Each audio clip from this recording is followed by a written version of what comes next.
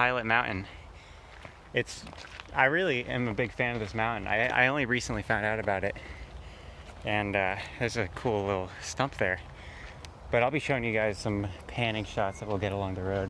Right, something interesting about this trail is that it's called the Grindstone Trail.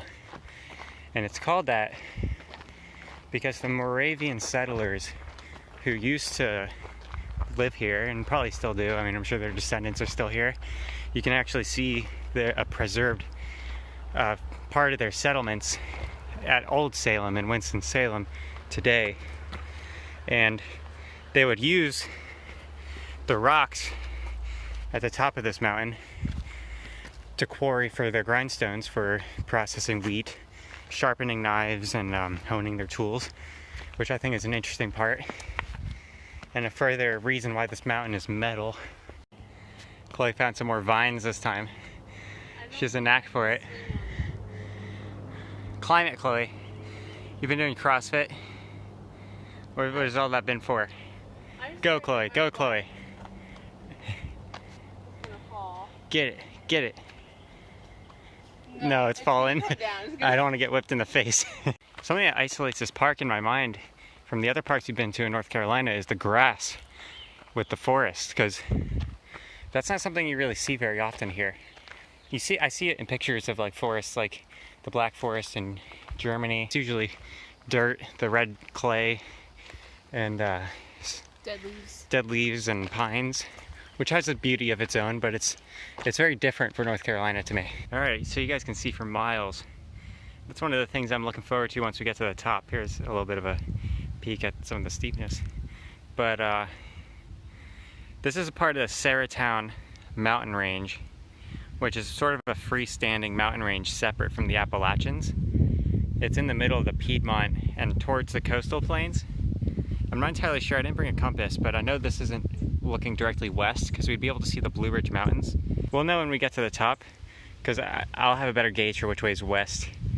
But you can see a lot of farms through the trees over that way. They're not really showing up. You can see like the blocks that you'll see from a plane of all the farms. Down, and then just for tradition on these hiking videos, there's a bottle cap right there. Oh my gosh. People keep leaving their trash on these mountains I'm climbing. Here's a view of the big pinnacle and the little pinnacle. If you see the little spots soaring around the big pinnacle, those are ravens. The big pinnacle is actually off limits because it's a raven breeding ground, and it's home to some rare plant species. It would be nice to climb up on top of it, but it probably is nicer to look at it than it is to have the view from it. So I think it's kind of worth it. Chloe's having a problem with the fly. Let's pan around. I'll get a view. I'll cut to a shot of the view of Blue Ridge in a second. But you might be able to see Winston-Salem from here. Yeah, that's not a very good sign. So here we are at the base of the big pinnacle, and it's closed to climbing. You guys can see the sign. And this was once a very popular climbing destination. There's even remnants of some ladders and stuff that they would use as bridges. What's up, guys? We're here taking a break in my new house. You guys will see it in a clip soon. As long as Chloe remembered to record it. She's beautiful, but she's not the best photographer in the world. You know, she's not a pro like me. Right, Chloe? Huh? We met this guy earlier on the trail. He's been shepherding his family around the trail. He comes up, stops, and then waits for them to join him. Chloe said, "I'll like this better than dirt." I doubt that. Look at that. It's like we're in a mythical world. I mean, this trail is probably my favorite part of this hike so far. It's been really rigorous, though. You guys wouldn't believe me. I didn't really... Oh, man. That sand right there actually is pretty nice to step on. I thought I'd slip. Here's some shady spots Chloe's getting. Let's get in her shot. Dude, pull a Skylar. Look at that. That's gonna fall on us, I swear. People are gonna find this footage and they're gonna be like, he called it. There's a little tiny cave in there.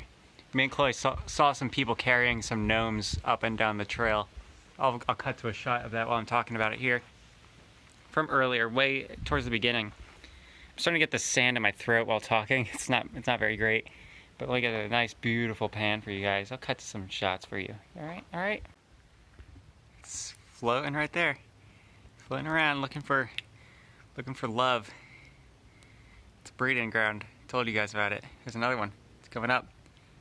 Are we about to witness some National Geographic? This next scene is rated R. Yeah. Yeah, I'm gonna have to upload this on a different website.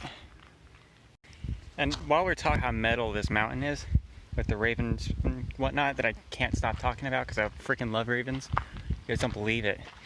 This part of this park is the Yadkin River, and one of the things in the information center talked about mussels that live in the Yadkin River, and one of them reproduces by putting its babies in the gills of fish.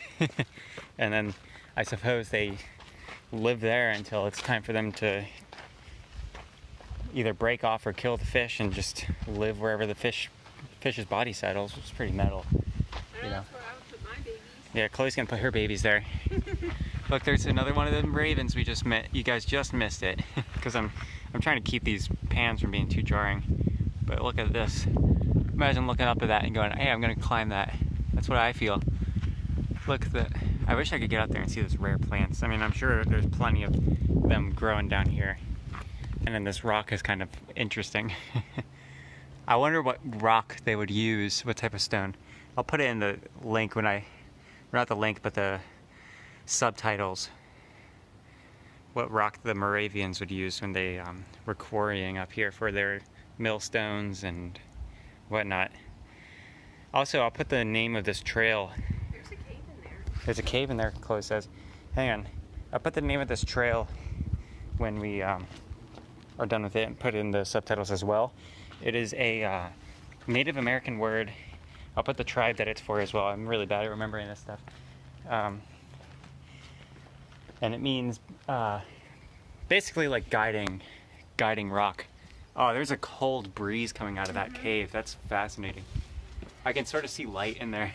So this rock is hollow. Yeah. Oh, there's a bunch of bugs. I was breathing with my mouth open. Nice. We'll look in there. See, Dude, it smells like a mine shaft in there. there's a cool breeze and it's damp. I'm wondering if there's like water runs through it. I bet there's a spring at the top of this and the water runs through there. Because they also said there's underwater springs that's like fresh water that comes up. Okay.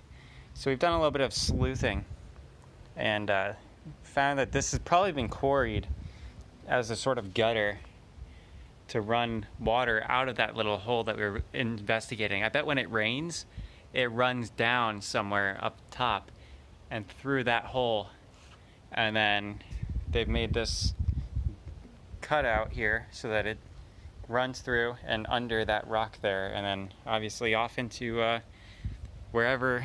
I'm pretty sure that's Winston-Salem over there. Chloe instructed me. I see the highway. See that rock? Me and Chloe found an ancient Moravian and native tribe skate park. Skate park. This is like a bowl that they would skate in. You know, it's canon. It's official. The developers confirmed. So I'm not making this stuff up. There are the other Saratown Mountains. I'll try putting the name in them. But the Saratown Mountains are an ancient old mountain range. There's the parking lot where that first shot of the mountain is. But it's an ancient mountain range separate from the Appalachians, and clearly it eroded away over time. But you can tell by the difference in the rock features and everything that this is different from the Appalachians, because the Appalachians are much more rolling. But it's still mountains.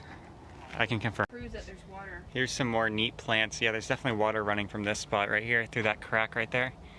You see that little right there. I always have trouble, and of course my pasty skin doesn't help stay in focus, and it tries to change the contrast. Look at that. It's beautiful. What a nice park. It's strenuous. This is probably the longest hike we've had. Look at all those ravens swarming. It was just after we finished hiking around the big pinnacle. I don't know if you guys can see it. Those of you on big screens can definitely see them. On my phone screen, they're just a bunch of little black dots coming in and out. Look, they're flying around. It's beautiful. They're making love. And here, there's the little pinnacle with the sun behind it. It's the one that you're allowed to climb to. This is our second time going down a trail that has a sign like this, and I can assure you, we are sore and tired, but I don't know why they didn't just say 100 stories building, you know? All right. So, just wanted to talk to you guys. If you plan on coming to this park, I should probably put this towards the beginning. I don't know. I don't know how courteous I'm gonna feel. You'll know when I post the video whether or not I felt courteous. But if you plan on coming to this park and want to see the big pinnacle, I personally recommend that if you're not coming for a workout, that you just take there's a shuttle that takes you to the very top of the mountain. We did not take it. It's like $5 a ticket. We bought tickets just in case we were too tired, but they require masks and we didn't bring any masks, so we're gonna be hiking down. We're taking a second trail called the it's something Ridge Spring or something like that. It connects back to the Grindstone Trail, but this one has a lot of the rock walls that people will actually climb on, and I'm hoping to get a video of someone climbing a rock. That'd be pretty awesome. Finally, oh no! It goes into this little crevice hole right here. Right when Chloe's, oh, hello. That looks like a mean lizard. Doesn't look happy. It's like your mom. Its face is swollen. I wonder if it's got like a disease. It's tilting its face at me. It licked it. It's got a tongue. Chloe! It's a little Godzilla. We're way too hot to be near it. Yeah, we're way too hot to be near it. No, like, that's what lizards do. They sense body heat, so when a mammal comes after it, they will move. Yeah. So we are sweating way too much. There's a nice little, just to add to this mountain being pretty metal, there's like a mohawk of stone along the back of it on the other side of the small pinnacle. It's just got like a nice spine down the back that people use for rock climbing. And we saw a few rock climbers and a cat hanging out with them. I'll show you guys some of the clips there. And, you know, I would do it, but, you know, I'm worried that my strong hands would break the mountain if I gripped it too hard, you know? Right, Clay? Yeah. What you guys are seeing right now is not part of the trail. It's actually a fire lane. There's quite a few of those up the path, and I'll probably be putting a little bit of a compilation of them while I'm talking about it, but it's part of the controlled burns that people do to manage forest fires and help make sure that they don't get out of control when they do happen. Because it's a part of the natural cycle of a forest's nature, and it's important to make sure you do controlled burns to make sure they don't get out of control throughout the year. So this is a fire lane. That's what it looks like.